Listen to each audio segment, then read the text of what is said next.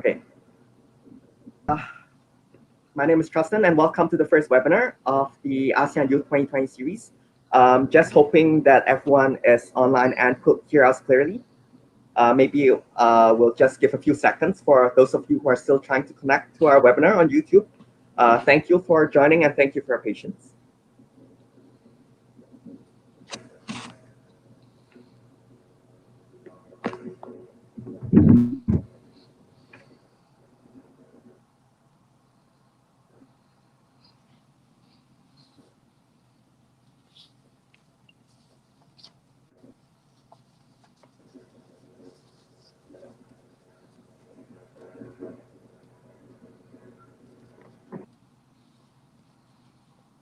I see some of you are already online and watching us on the live stream right now.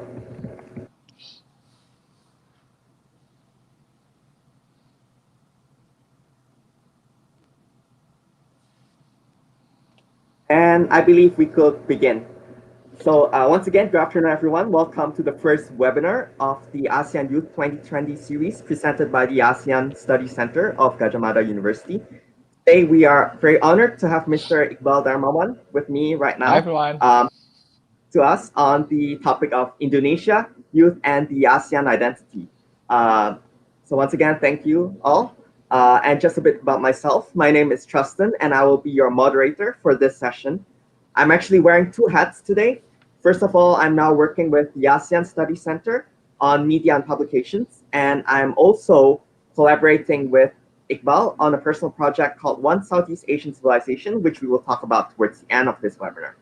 This webinar is actually the third event of our ASEAN Day celebration series. As you all might have known, we are now in the year of the ASEAN identity. If you have followed our Instagram at ASC UGM, on the 8th of August, which is ASEAN Day, we have sent you all our ASEAN Day greetings. And if you aren't aware yet, we're also organizing a creative content competition. We want your best ideas on the ASEAN identity. It could be in the format of a short video, a writing, a photo, or even a poster. We are accepting submissions until 24th of August, and you can access our Instagram account at ASC UGM for more information.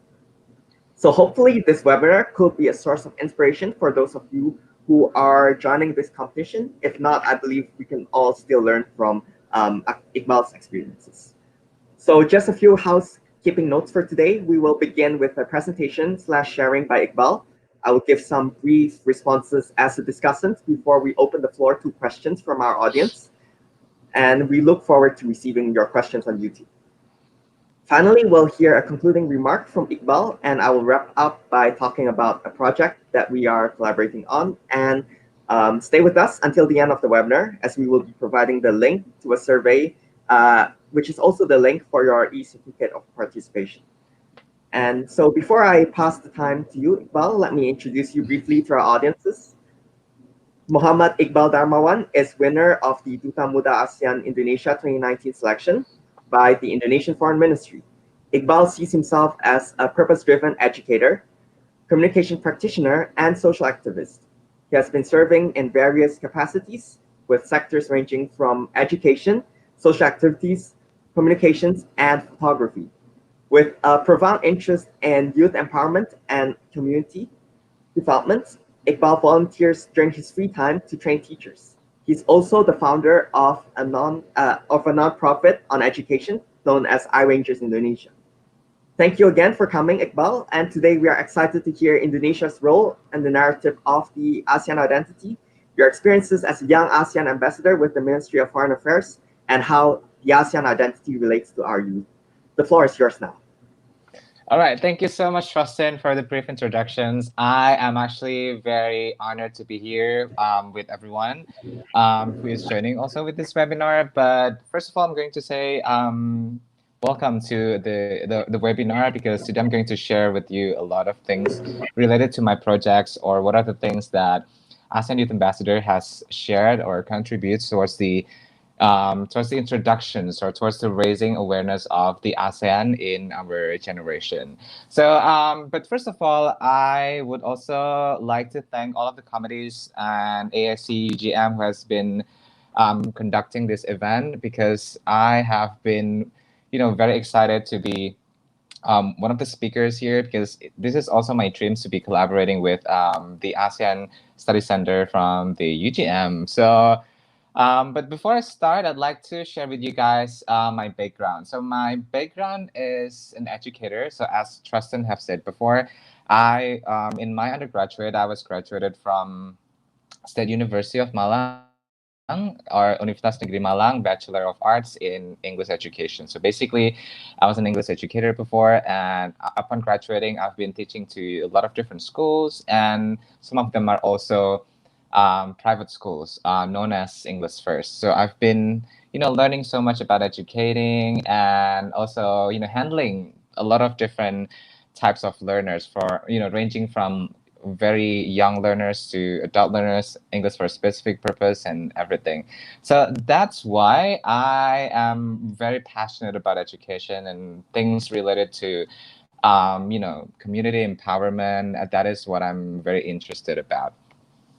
So, in my previous experience as a teacher, I have owned private courses here also in Jakarta. So mostly I will teach about English proficiency preparation. I also teach public speaking for people who are willing to learn about public speaking, especially if they need trainings for like a specific purposes, like be it pageant or like presentation, whatever that is. I also handle that, and also English for specific purposes. So I have this ability to teach people for in a different field. So if they are needing like an English let's say lesson before they're going somewhere, or they need to learn English before they go abroad, they also usually going to approach me as the teacher. So basically, that's my background as an educator. And how did I manage to go into ASEAN Youth Ambassador? So basically, um, when I joined ASEAN Youth Ambassador, it was one of the like a turning point in my life. I've always wanted to contribute back to the societies. When in 2016, I've been very active in contributing back in our society, especially those in a very small areas or village in my Providence, East Java back then.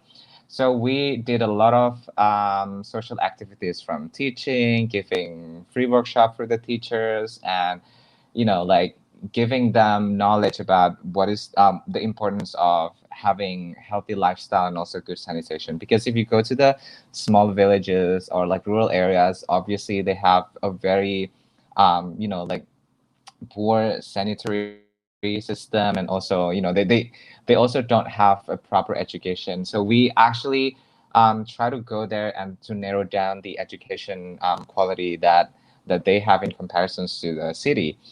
And I'm also now working as ASEAN Youth Ambassador. After winning the competition, I have been working with the Ministry of Foreign Affairs of Indonesia alongside with the Directorate General of ASEAN Corporation. And my main objectives and my main goals to be ASEAN Youth Ambassador, and my main job also, is to raise the awareness about ASEAN core values, programs, and also all of the things that related to ASEAN itself. Fun fact, people might know about ASEAN, like, they know what ASEAN stands for, how many countries are there in ASEAN, but they might not know about the programs that we are having right now. What are the core values of ASEAN, and what are the programs that we are running that could be beneficial for our citizens or our societies in the whole ASEAN region? So that's why um, that is the role of ASEAN Youth Ambassador in this case, is to really not only raise the awareness, but also exposing our societies, especially Indonesian people, with the programs and core values of ASEAN. So that's the first thing. And that's why upon winning the competition, I also created a program called the ASEAN Shanti. So this program aims to really be able to give a quality education, especially for those people who live in like a very rural areas in the village, for example. And we also try to give them education and also exposure on what are the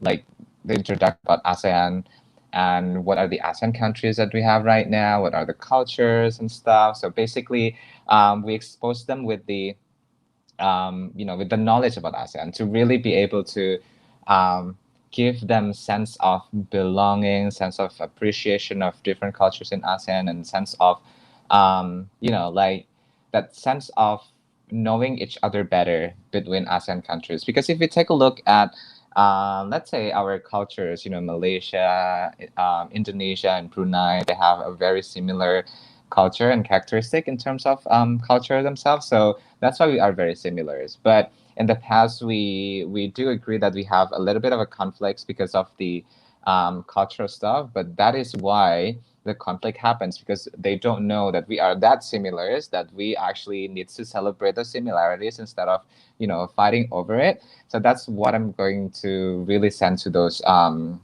kids, to those students, the younger generation in that rural area. So that's what the ASEAN Shanti wants to really, build. That sense of cultural appreciation, that sense of belonging, that sense of um, like that strong bond between the ASEAN countries by knowing the similarities and celebrating them, and also appreciating the differences between our culture.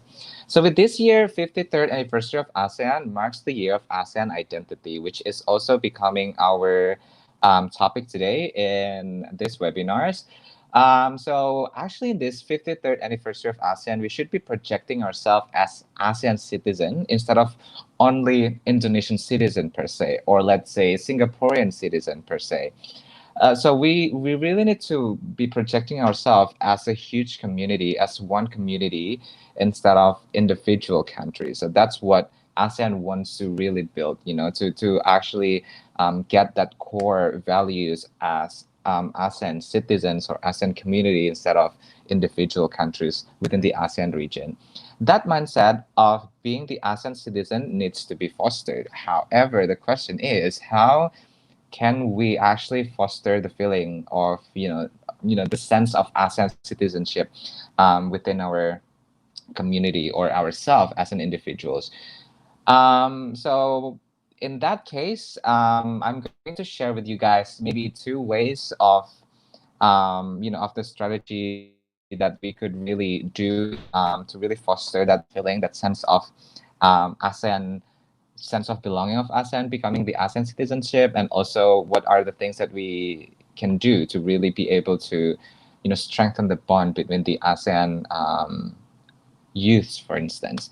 So first of all, I'm going to talk about the sense of belonging between the ASEAN youth. To really be able to have that strong connection between the ASEAN youths, and to really be able to grab that sense of ASEAN citizenship, we really need to um, foster and highlight with the idea of the networking system itself.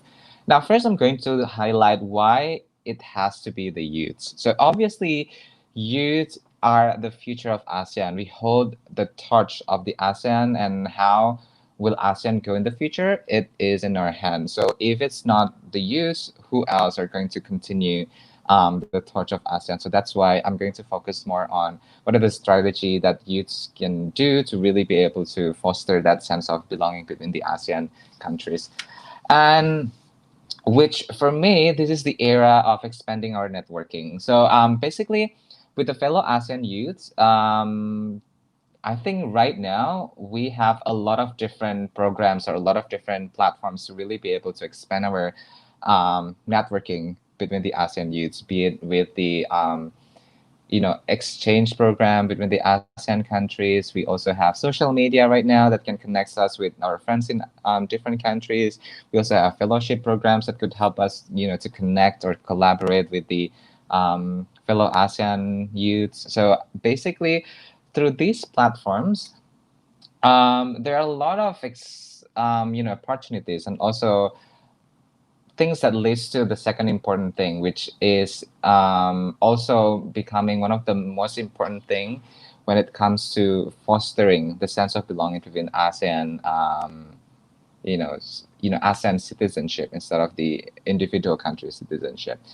So with those platforms, we see a lot of opportunities. For example, We could connect with more youths from different countries. We could have some sort of collaboration in finishing or like in, like solving issues in ASEAN countries. And that's what um, comes to the second one, which is the sense of collaboration. So it's not only the sense of belonging, we also need to have a sense of collaboration, which which is also important in really foster that sense of belonging between the ASEAN countries itself. But for that, I'm going to share my personal experience on how I really built my sense of belonging as an ASEAN citizen, and how can I collab with several youths from ASEAN to begin with. So upon returning from ASEAN Youth Exchange Program in 2015, I was actually joining this program in Bangkok, Thailand. Me and my fellow Indonesian friends were selected to represent Indonesia for this program. And in that specific programs, I met around 100 ASEAN youths from different countries. So I think it was 10 youths from different from one country. So Indonesia, we have 10 youths, and then Myanmar, we also have 10 youths, and so on. So from that program, I realized that my connections is expanded. So I have a lot of friends from different countries now, and I guess it was something that is going to be wasteful if I'm not going to use it for the future benefits. So I started a program with my fellow ASEAN friends called Borrow to Grow, which is also part of the iRangers Indonesia. So basically, with Borrow to Grow, we are trying to connect ourselves. We connect book enthusiasts throughout ASEAN to really be able to um, like share about their books, and to really be able to donate their books if they have books that they're not going to read anymore.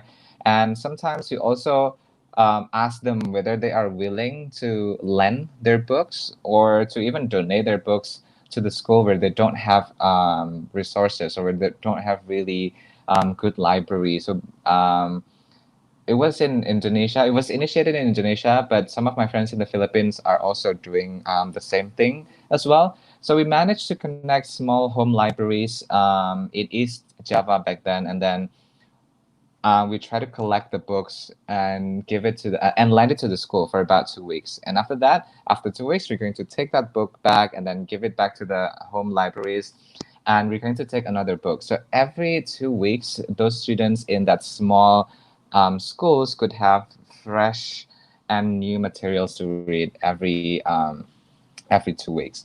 And therefore, that is what I call it as a collaboration. So basically, I also collaborate with some of my friends in Malaysia. So they also do collect the books from like book enthusiasts, and then they try to like deliver it to the schools where it's needed. So it's it's impacting even more people in that sense.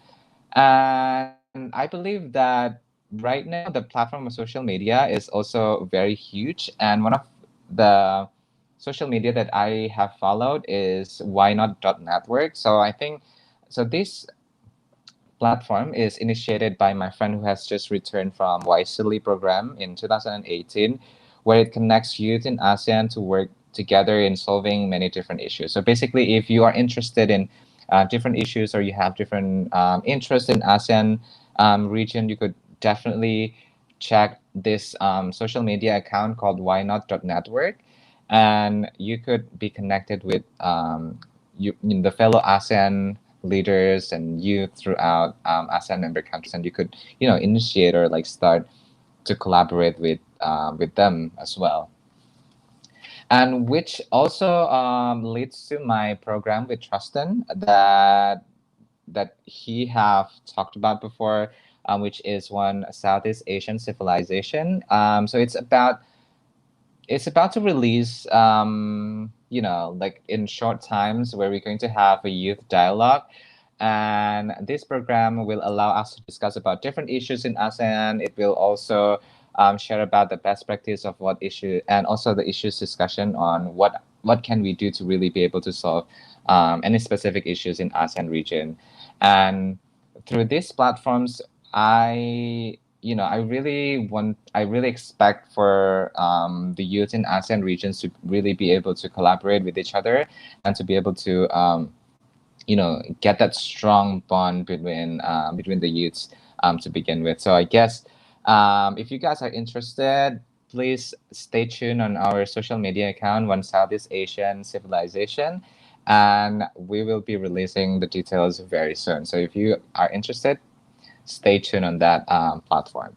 And also with those being said, I would love to conclude this discussion or these webinars into two things. The first one is in order to really be able to get that sense of identity or one identity of becoming ASEAN citizenship or ASEAN citizens, we really need to have sense of belonging that could really be built by having the networking between the ASEAN youths and also sense of collaborations that we could also build throughout that networking. So if you have it already, if you have your friends from different ASEAN member countries, go talk to them, initiate a program with them, and start making difference in your community with the collaborations that you guys have been doing so far. So by that, not only has you been growing the sense of belonging between each other as ASEAN countries, you also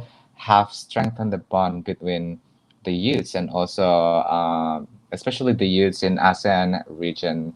So I guess that's the thing that I could really share with you guys. If you have any questions, feel free to send it to the chat box or the comment sections on YouTube, and I'll try to answer that later. Thank you, Trustin. Thank you, Iqbal. Okay, I'm back on the screen right now. Right, so thank you very much for your insightful presentation. We are in the year of the ASEAN identity, and the ASEAN youth will benefit much from your sharing, including our contestants for the creative content competition, which, by the way, if you aren't aware of yet, you can check it out at our ASCUGM Instagram account. And moving on, we will actually accept some questions from our audience members. But before that, maybe I guess the audience will also be a bit more curious about the process of like being selected as an ASEAN Youth Ambassador, like for example, the Sure. ASEAN University. So maybe you could, if you don't mind, you could also like share with them more about this program, like how you decided to apply and like what it's like to like go through the whole selection process, because I know it's really competitive.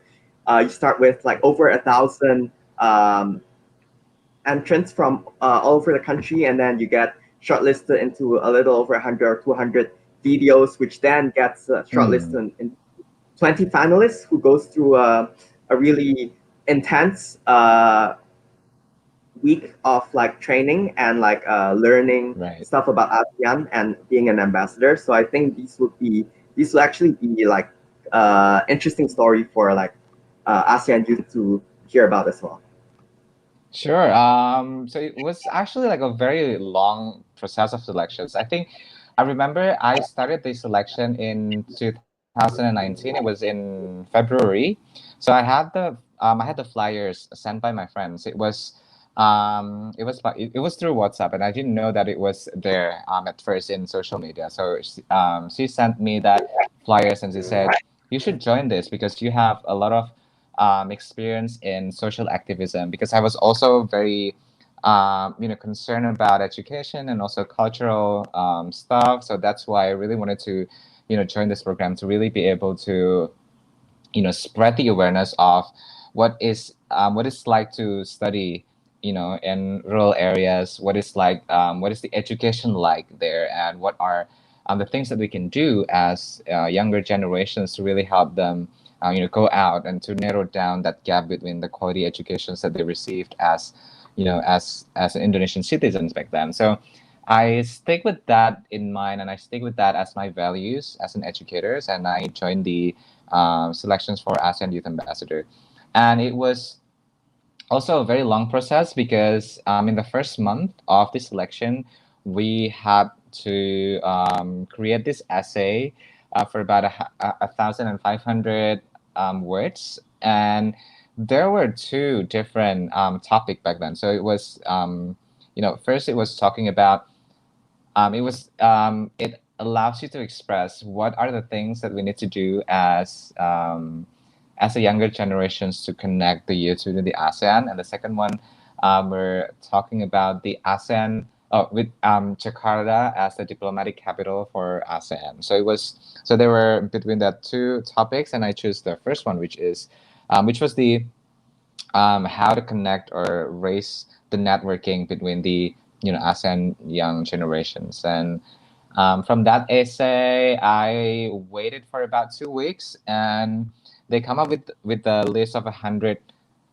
shortlisted candidates that could proceed to the second phase of the competition, which is the video making. So the video making was pretty interesting because you really need to translate that essay to like a very short videos of 2 minutes length, and uh, and yeah, it was pretty challenging because with 1,500 words and try to really fix that into like 2 minutes long videos. It was pretty challenging, but it was fun also because after that you really have to upload it on YouTube and you really need to gain viewers and like positive comments in order to be able to pass that second phase. And I think I also waited for about 2 weeks in that sense of waiting for that videos to be verified to be really judged by the panelist. And around, I think it was around September, like very end of September, they announced the top 20 who deserve to go for the trainings and also have the privilege to be able to see and stay with the Ministry of Foreign Affairs of Indonesia. And then I was like, at that time, I was actually in the campus working for my international camp. So I was helping, my fellow friends with the international camp in my campus. And then one of the people from the Ministry of Foreign Affairs called me saying that congratulations for being the top 20 in the selection for ASEAN Youth Ambassador 2019. I was literally, uh, like nervous, but at the same time, I was also excited to be able to go through the next phase, which is the trainings and a boot camp.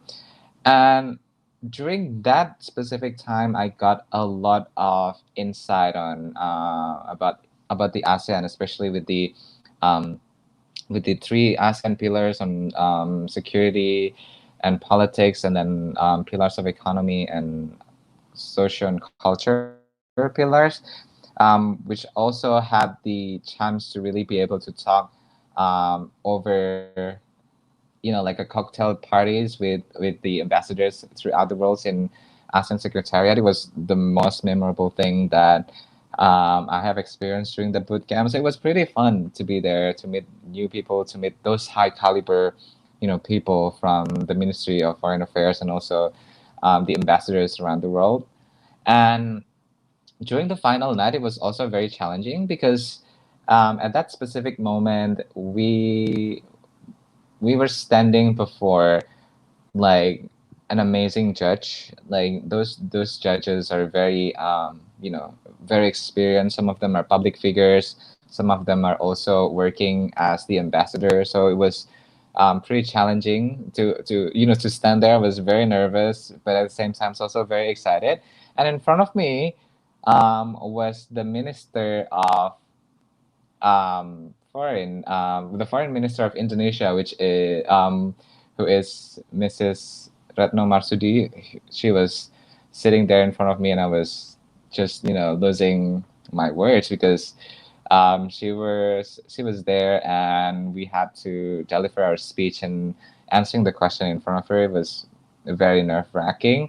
But overall, I guess I did my best during the boot camp and also during the the deep interview, and I was also able to answer all the question during the final night. So I guess I was very lucky, but at the same time, I was at my best during that night. So yeah, it was such an amazing experience. And even after the selection, I also am able to to actualize my program, which is the ASEAN Shanti, where I could go to a lot of different villages in Indonesia to really share about ASEAN, to really be able to teach our younger generation about the differences of cultures that we have, the diversity of cultures that we have, um, the similarities that we share also as ASEAN countries.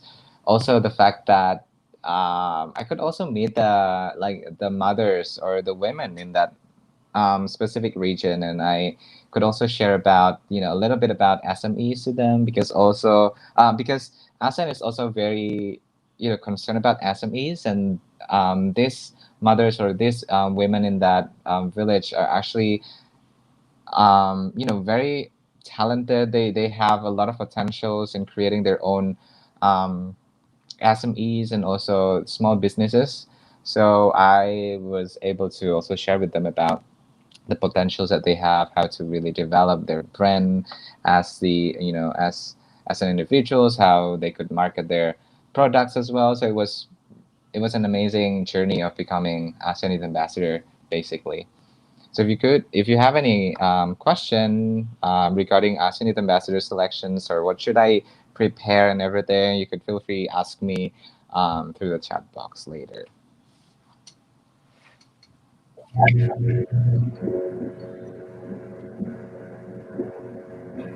Thank you, Iqbal, for your elaborate answer. We've actually received quite a few questions from our Oh really yeah. dedicated Mm-hmm. audience members. Mm-hmm. So first, I guess I'll read this question from Nadia Isabel. She Mm-hmm. actually had two questions, one after another. Okay. So I'll read the first one, which is, um, what does ASEAN mean to you? In your opinion, what is the true essence of ASEAN? So maybe you could like think about that, and I'll also show her follow up after. So, so what does ASEAN mean to you and your capacity as ASEAN in the context of your role as a ambassador of the ASEAN? Okay. So, well, that is a very philosophical question about what ASEAN means to me. I think ASEAN means, I think ASEAN means the world, for me, because we have those diversity. Like, we have a lot of different cultures, we have a lot of different traditions, different ethnics even in one country, Indonesia, we have like around 30,000 ethnics or languages. And therefore, I think ASEAN also, for me, like the miniature of the world, that we have a lot of different ethnics, we have a lot of different cultures and traditions, languages, and we are very rich of natural resources, human resources. So I think the essence of ASEAN further is to be able to collaborate with each other as well. So when we see that we have a lot of potential, but at the same times we don't have that sense of belonging, that sense of collaboration, that sense of knowing each other better, it's a waste of the potentials that we have. So when we are blessed with all of those things, we really need to be able to um, you know use that benefits, use that richness of our ASEAN that we have to really be able to show to the world that we can do, and we are also prosperous region. And I think when we could collaborate between each other, we're not only able to use our potentials in to the fullest, but we could also help a lot more people who are in needs, for example, because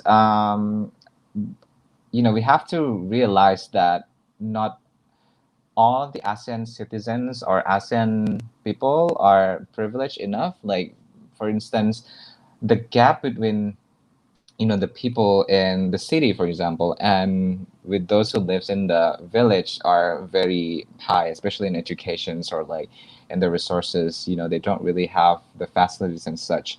So with the collaborations that we have as an younger generation, we could really help them to narrow down and also to really narrow the gap between the ASEAN communities itself. So with that being said, um, with the sense of collaborations, the sense of uh, that hard working between the ASEAN youth, we could really help more people that is in need in that sense. And I think that's what ASEAN means to me. Like it means the world. It means everything that the youths can do and the potentials that we have as ASEAN communities, and that we could also help further people. Like more people in the future, or those people who are left outraged with the government to really be able to help them grow and also develop as a community.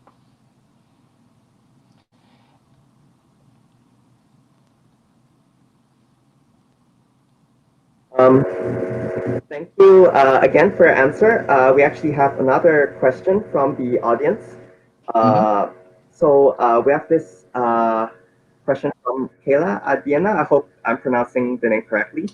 Okay. Say this is a simple question. Mm-hmm. I think this relates to your first answer about the whole selection process as a Duta Muda ASEAN Indonesia. She said you said you were nervous during the process, right? So how could Mm-hmm. you Mm-hmm. handle your nervous feeling? And basically, I guess this audience would like to know how you could like overcome um, this basically nervous feeling or the fear when like trying to achieve a goal that's so big that's related to the whole ASEAN region when you are just an individual from uh, who is still a very young person and stuff. So I guess you could share your feelings on this as well. Mm.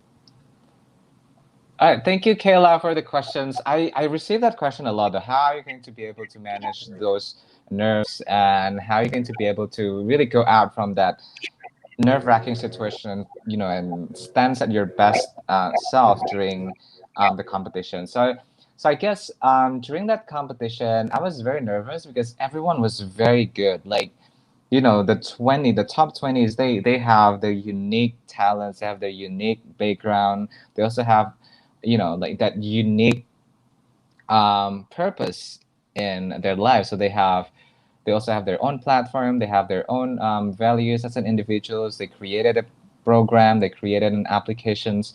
So the competition was real, and I was like, oh, this is something. This is something serious. I need to really be able to stand out in that specific, competitions and whatever that is. I really need to show that I am here to win the competition. I am here to really show to the world that I deserve to be here. So I think that's what I should believe in myself first, that we deserve to be the competition.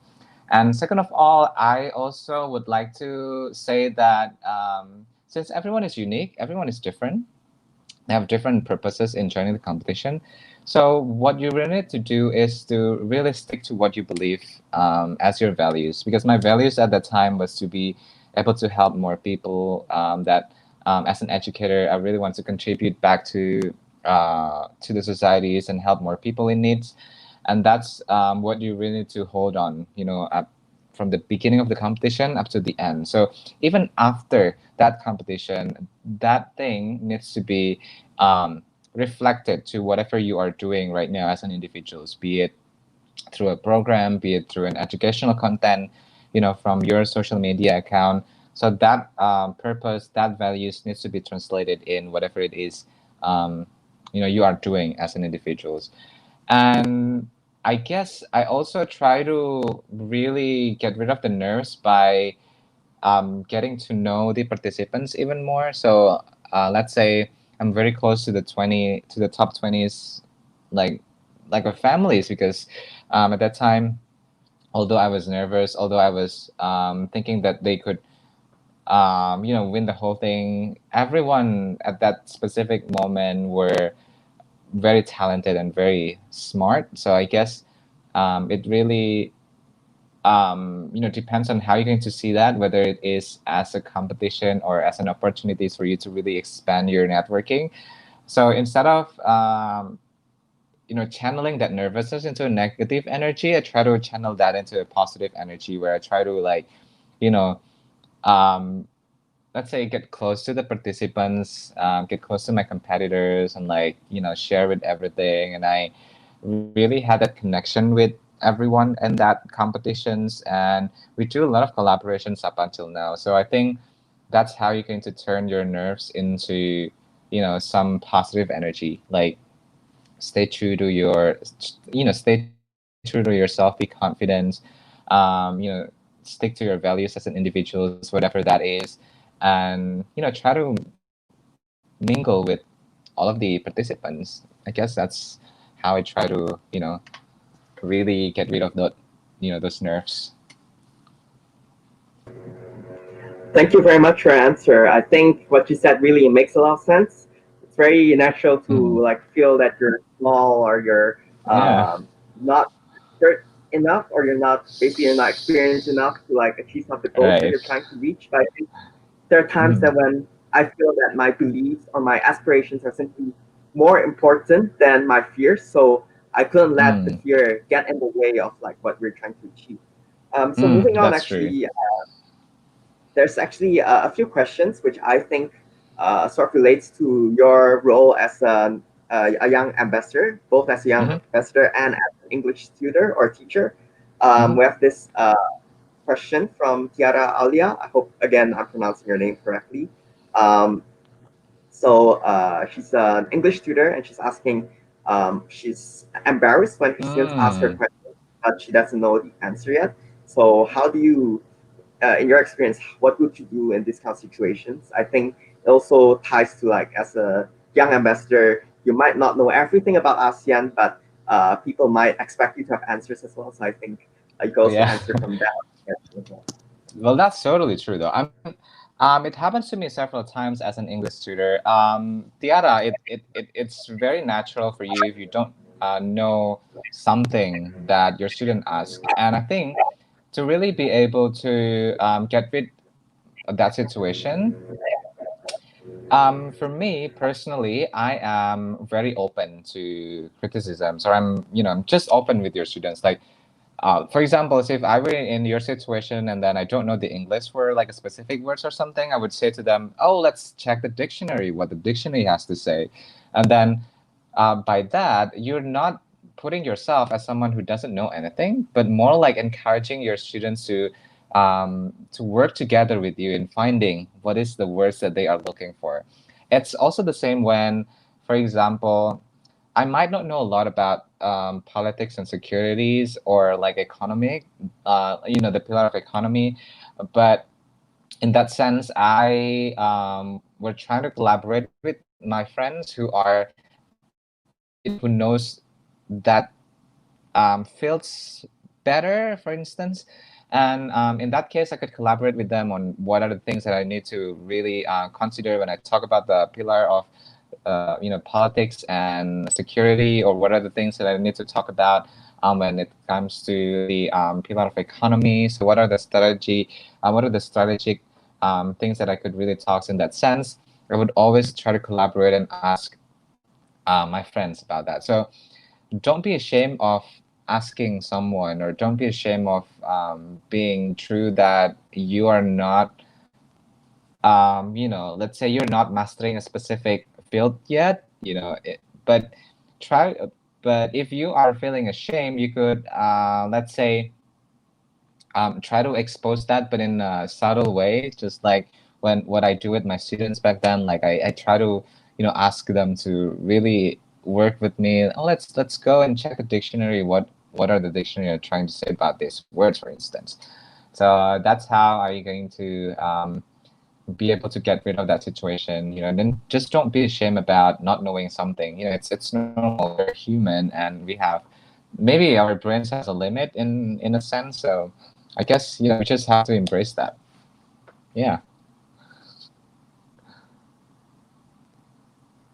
you for sharing with us your personal stories. I think they're quite inspiring, as for our audience as well. Moving on, we have another question, Mm-hmm. which is kind of related to the governmental aspect. So we have this audience member. Mm. Uh, he is asking, what would you suggest to the governments of the member states in order to promote the ASEAN identity among the youth? Okay, so I think our strategic promotion right now would definitely be through social media, and our government right now, the Ministry of Foreign Affairs of Indonesia, and with the Directorate of General of ASEAN corporations, we have the social media for Indonesia, especially. We have at ASEAN Adalah Kita, where we try to really share a lot about, knowledge about ASEAN. What are the things that is right now being talked about in ASEAN? What are the strategic issues that is there in ASEAN in Indonesian perspective? And in that sense, we have the content is the contents are based in Bahasa Indonesia. So basically, those social media is for the Indonesian citizens so that they could really read and raise their awareness upon ASEAN even better. And we currently also have a program called hashtag Melek ASEAN, which is translated into like we try to raise the awareness of ASEAN by having and conducting a lot of different webinars and live session in Instagram where we could where we invite different public figures, influencers, travelers who have been traveling throughout ASEAN, and also some stakeholders who are also experienced in talking about ASEAN. So, in that sense, we would like to promote the ASEAN identity and also the knowledge about ASEAN to our societies, especially the Indonesian people, through that social media account. Another thing that we can do is actually because if we take a look at the differences between people who live in the city and the grassroots, we really need to have like a specific approach for those who lives in the grassroots, especially those who lives in the village that I have shared with you before. So I think as the younger generation, we or those people who are more aware about ASEAN, we really need to collaborate. We really need to like work together to create a platform or to create a social movement in order to be able to share what ASEAN has to offer with them. We have to go there. We really need to um, really spread the awareness firsthand for those people because they might not have the digital literacy just yet, or they might not have good connections or facilities to be able to get connected with the ASEAN Adalah Kita. That's also part of my job to be the spokesperson of ASEAN for the grassroots. So I think those two things are for me strategic enough to really be able to foster and promote the ASEAN awareness among the young generations of Indonesia. Mhm.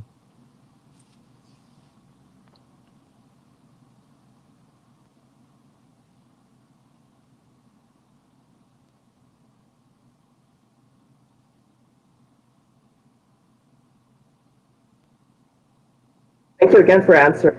ASEAN has to make itself relevant Mhm. to the population across the region.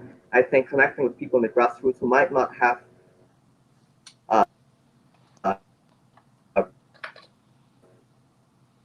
like direct access to a lot of international, like spreading the word of our conversation.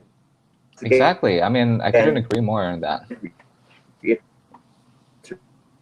reiterate as a closing for today's seminar. Mm.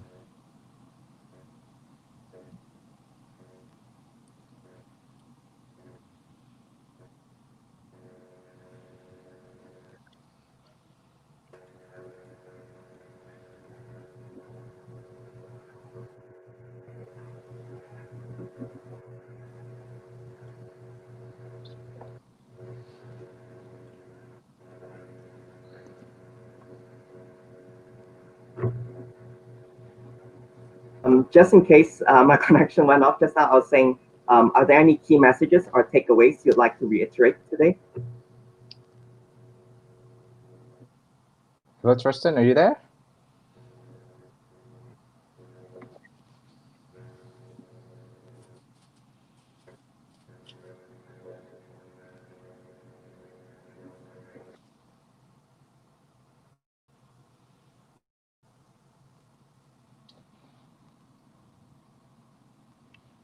Tristan? Right, can you hear me right now?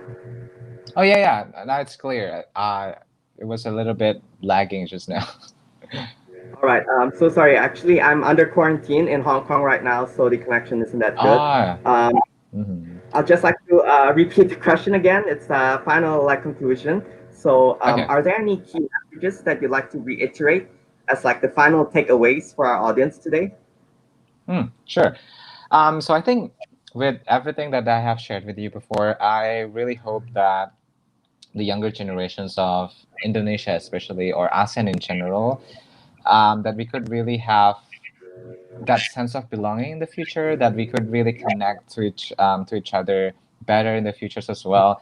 And through that connections, I also would love to be able to collaborate with anyone in the ASEAN regions to really be able to, you know, solve any issues in regards to social and culture, or politics and security or economy, so that we could really make a difference in the ASEAN regions, especially for the ASEAN community themselves, because um, we are a very rich region. We have a lot of potentials. We have um, like a huge demographic bonus as well. So if we are not able to use that in a good way, then it's going to be a waste of a waste of time, a waste of money, and everything. So I guess by having a good collaborations and having the sense of a strong sense of belonging, I really hope that everyone could really work together and really be able to solve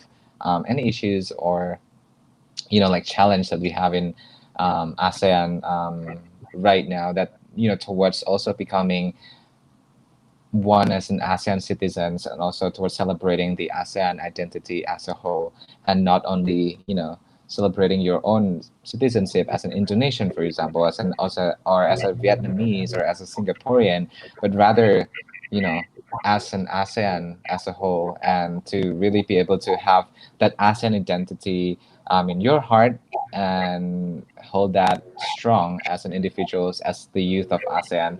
So I think that's what are the main takeaways from these webinars, and I hope that everyone could learn something from these webinars. And if you two still have more questions, you could DMs me in my social media account at darmawan.iqbal, or um, my Facebook at Muhammad Iqbal Darmawan. We could discuss about things, we could collaborate, we could do a lot of different things together to really be able to foster and promoting the ASEAN identity to our younger generation.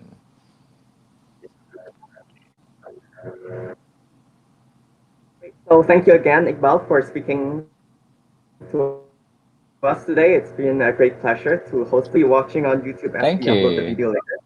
Thank you. So, one final note, as I've mentioned in the very beginning of today's webinar, is this project that I'd like to talk to you all about. Something that Iqbal and I are working on called One Southeast Asian Civilization. So, I'm the convener, and Mm-hmm. Iqbal will be one of our advisors. We are very honored to have him. We are very honored to have him to put simply, this is a movement which advocates for the idea of a common Southeast Asian identity. And this is actually the very first time that we're announcing this in public. This is Iqbal's Youth Dialogue, which is a year-long project with one or two representatives selected from each Southeast Asian region. So if you want to learn more about us, feel free to reach out to us. We will be releasing further information over the next. Thank you again, ASEAN Study Center at DGM, for having us here. Hmm. So because this appreciated if you could complete a small survey. And after completing the survey, we will send you your e-certificate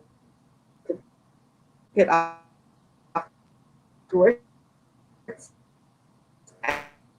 And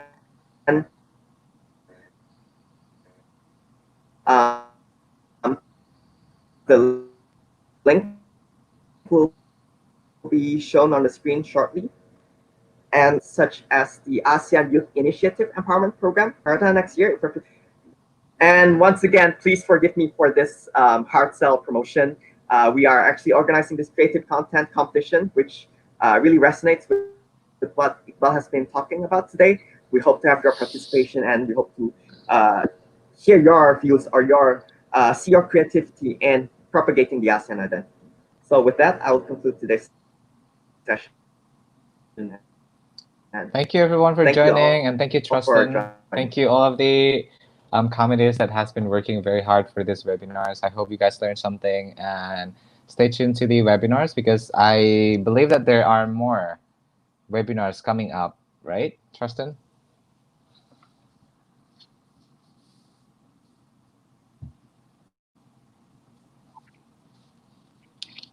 Yes, we're actually in contact with multiple